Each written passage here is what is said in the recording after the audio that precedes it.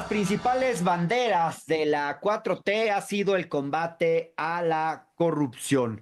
En principio, los altos grados de aprobación que ha mantenido el gobierno federal desde 2018 parecieran sugerir que se ha atendido este aspecto. Fue una promesa de campaña desde el gobierno de López Obrador, volvió a estar presente en la campaña de Claudia Sheinbaum.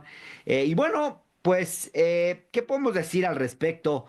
Cuando vemos la popularidad de la presidenta Claudia Sheinbaum, 78% según la encuesta más reciente del Financiero, pues uno pensaría que esto tiene que ver con el hecho de que se han cumplido algunas de las promesas más importantes que hizo la 4T.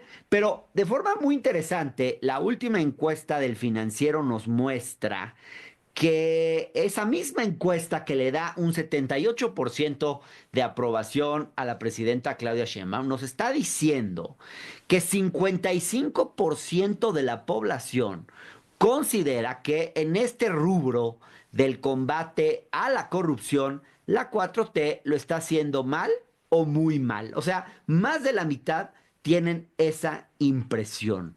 ¿Qué nos dice esto? Por un lado, pues que probablemente el combate a la corrupción es uno de los flancos débiles de la administración actual, como lo es también la seguridad, el combate al crimen organizado, la economía. Pero por el otro lado, también nos dice que este tema no parece impactar mayormente en la popularidad presidencial. Creo que es un fenómeno que hay que analizar y por eso invité al octágono a la doctora Munadora Buchaín, auditora forense, experta en anticorrupción, y pues recurro a ella porque durante la campaña electoral ella participó en los diálogos por la transformación en la parte del programa anticorrupción, donde se presentó durante la campaña de Claudia Sheinbaum una propuesta muy ambiciosa en esta materia y bueno, por eso me parece importante conversar ahora con Muna. Gracias, Muna, por estar con nosotros y te hago una primera pregunta. Además de felicitarte por el año nuevo, ¿qué te Gracias, dice doctor. este dato de la percepción ciudadana sobre el combate a la corrupción? ¿Y cómo explicas que conviva con una aprobación tan alta de la presidenta de la República? Y lo pregunto porque acabar con la corrupción fue una de las prioridades del presidente López Obrador y también pues fue una de las prioridades de Claudia Sheinbaum durante esta campaña electoral. Muchas gracias primero por la invitación a ti, lo mejor de deseos para tu audiencia, que todos estemos muy bien, que mejoremos la vida gubernamental, la vida pública y la salud. Muchas gracias. Pues mira, no me extraña porque pareciera que hay una escisión en la percepción de los ciudadanos. Por una parte, pues aprueban a una presidenta que celebramos como, bueno, creo que todos en ese sentido no tenemos duda que una mujer haya llegado, una mujer que no tiene visos de antecedentes por ser corrupta, algún tema de esta razón, y que tiene mucha fuerza y mucha entrega. Es una mujer que se ha percibido trabajadora, se ve preocupada, pero por otro lado, esa aprobación que a ella sí le hacen como presidenta, como persona, incide en el lado que se ve cotidianamente, que se vive diariamente por la población y que se vive en el sentido de que persiste la corrupción en los municipios, que persiste la corrupción en los estados y los escándalos de corrupción que sabemos y que también los son parte de ellos sin quererlo de manera pasiva muchos servidores públicos en otros poderes, porque no solamente estamos hablando del poder ejecutivo a nivel federal, estamos hablando de a nivel estatal, de las entidades, de todos los poderes y de que las personas en los estados, por supuesto que hay una queja consistente y contundente de que no se está trabajando para la corrupción y que hay muchísimos nombramientos a nivel estatal en los gobiernos y municipios donde se han vinculado personajes que tienen antecedentes pues señalados por corrupción y señalamientos de índole político de grupos vinculados a eso. Entonces, escuchamos esos escándalos, conocemos que son realidad y que también constructores, proveedores se saben que son, que les exigen un moche y pues entonces yo creo que esa es una de las razones de los resultados, que Claro. es separación contundente. Ahora, Muna, antes de las elecciones se realizó un esfuerzo muy importante para construir un programa anticorrupción. Tú participaste en ese esfuerzo y ahí pues se propusieron cosas muy importantes. Una agencia federal anticorrupción, crear un modelo nacional para investigar delitos de corrupción, una serie de reformas a las policías, a los ministerios públicos, transparentar las compras públicas, hacer todo por licitación, en fin, hay ahí una serie de planteamientos muy importantes. ¿Qué pasó con esa agenda? No tengo entendido que se haya echado a andar nada hasta hoy. Y esa agenda es una agenda, no porque participé en ella, participamos un grupo de expertos, y eso sin ningún interés político, sin ningún interés más que el beneficio de este país. Y creo que ahí hay un rezago importante porque la agenda no es solamente para el Ejecutivo, es una agenda en la que se previó o se trató de hacer una propuesta que integrara desde inicio elegir a los mejores perfiles, por ejemplo, en todos los cargos públicos, la elección y la verificación de antecedentes, la creación de esta agencia corrupción. En ese momento no sabíamos si se iba a poder tener a nivel en la Cámara la mayoría, se propuso una agencia federal. La insistencia sería que fuera a nivel nacional, que sí pudiera en un eje transversal investigar cualquier hecho de corrupción de cualquier poder, de cualquier partido, de cualquier persona, porque ese es un inhibidor.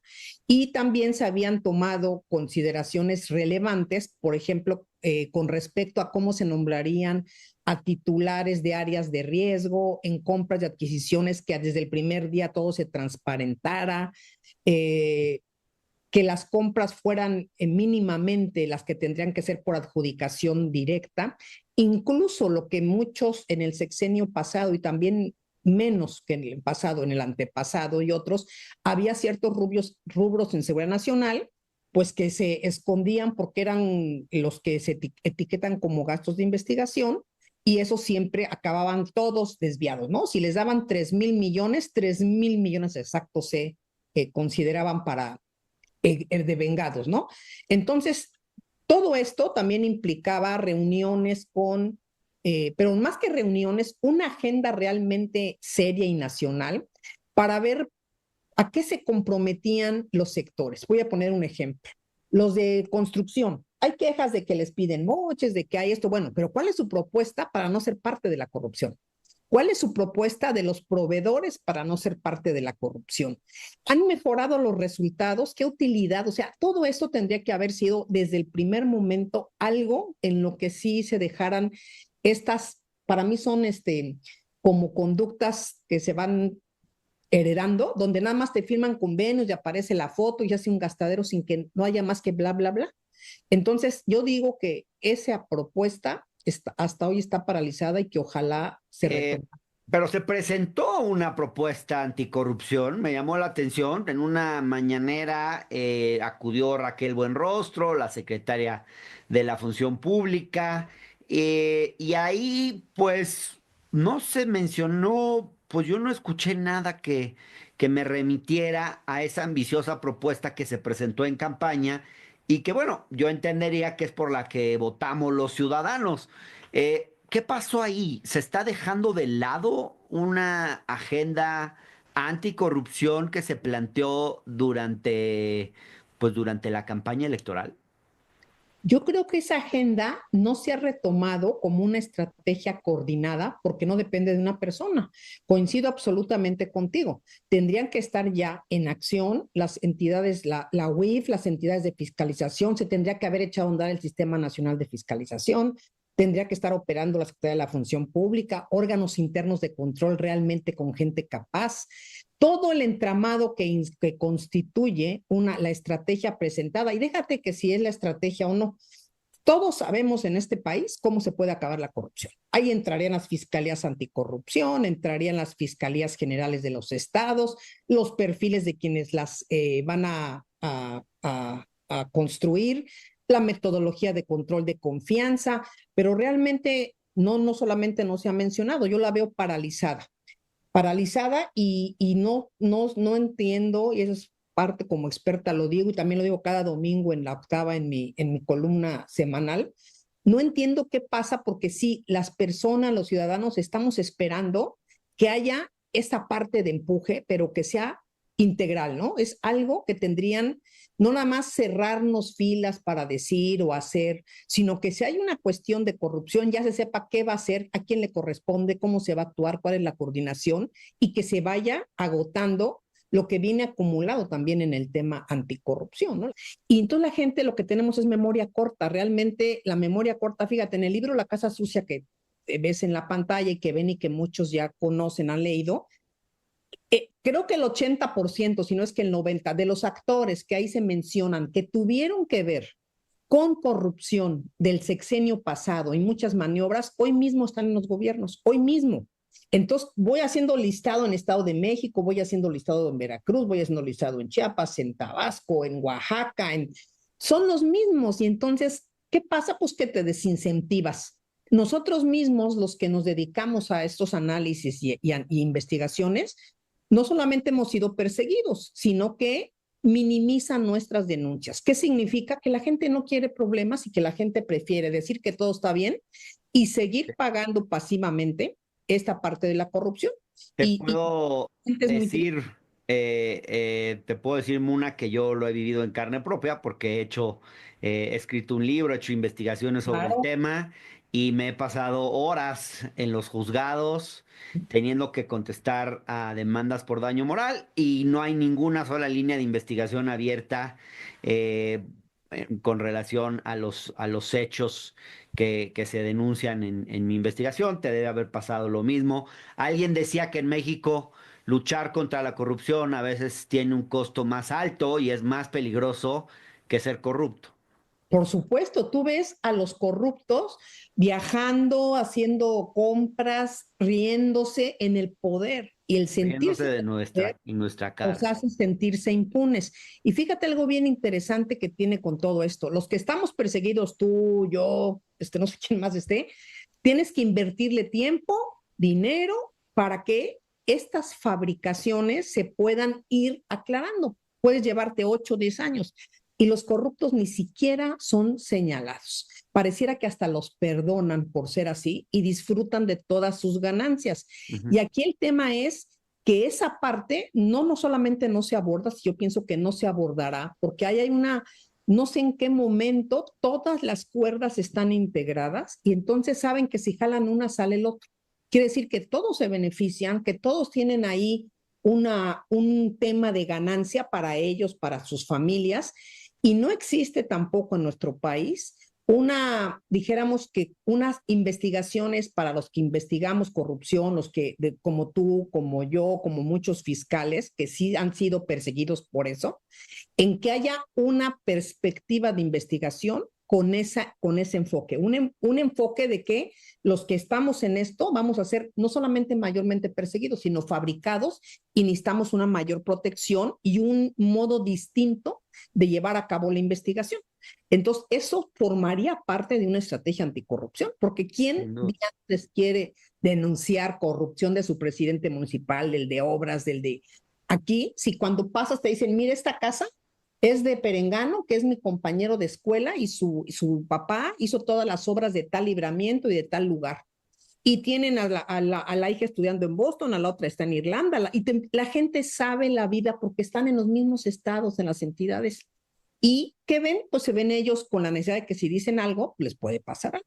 El miedo es cañón, esa es la Pues es verdad. una tristeza porque la corrupción genera un daño enorme a la sociedad. Ya no tenemos tiempo de discutir los múltiples efectos perjudiciales, pero no es nada más Irreversibles, ¿eh? que los Irreversibles. corruptos se lleven dinero a sus bolsillos, es que es dinero que es dinero del pueblo y que nos Claro, están quitando al final. Entonces, pero claro. bueno, te propongo que le sigamos dando seguimiento al tema y no quitemos el dedo del renglón de No. esta agenda, aun cuando no sea una agenda popular, o por lo menos de momento.